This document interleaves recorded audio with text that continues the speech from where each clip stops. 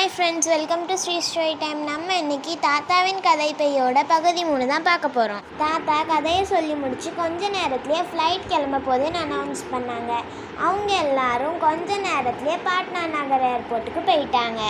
அங்கே அவங்க வெளியே நின்றுட்டு இருக்கும் போது குக்ரி அப்படிங்கிற ஒரு ஆள் வந்து ஷியாம் அங்கிள் உங்களை எல்லாத்தையும் கூட்டிகிட்டு போகிறதுக்காக அனுப்பியிருக்காரு. நிறைய சாப்பிடாதீங்க, ஏன்னா நம்ம மலைப்பகுதி வழியாக போகணும், சீக்கிரம் கிளம்புங்க அப்படின்னு சொன்னார். போகிற வழியில் கிருஷ்ணா குக்ரி கிட்ட எவ்வளோ நாளாக நீங்கள் இங்கே இருக்கீங்க அப்படின்னு கேட்டான். அதுக்கு குக்ரி, நான் இங்கே தான்ப்பா பிறந்து வளர்ந்தேன் அப்படின்னு சொன்னார். பசங்களும் வேடிக்கை பார்த்துட்டே வந்தாங்க. சாயங்காலம் ஆயிடுச்சு, எல்லாரும் தூங்க ஆரம்பிச்சிட்டாங்க. அவங்க எஞ்சி பார்க்கும்போது நம்ம வந்துட்டோமா அப்படின்னு கேட்டதுக்கு இல்லவே இல்லை, இந்த இடம் பீம்டல் அப்படின்னு சொல்லுவாங்க அப்படின்னு குக்ரி சொன்னான். தாத்தா ரொம்ப நேரமாக குக்ரி கார் ஓட்டிகிட்ருக்கான், கொஞ்ச நேரம் நம்ம காரை நிறுத்தி வெளியே போய் பார்க்கலாம் அப்படின்னு சொன்னார். அவங்க பக்கத்தில் இருக்கிற ஒரு பார்க்கில் போய் உட்காந்தாங்க.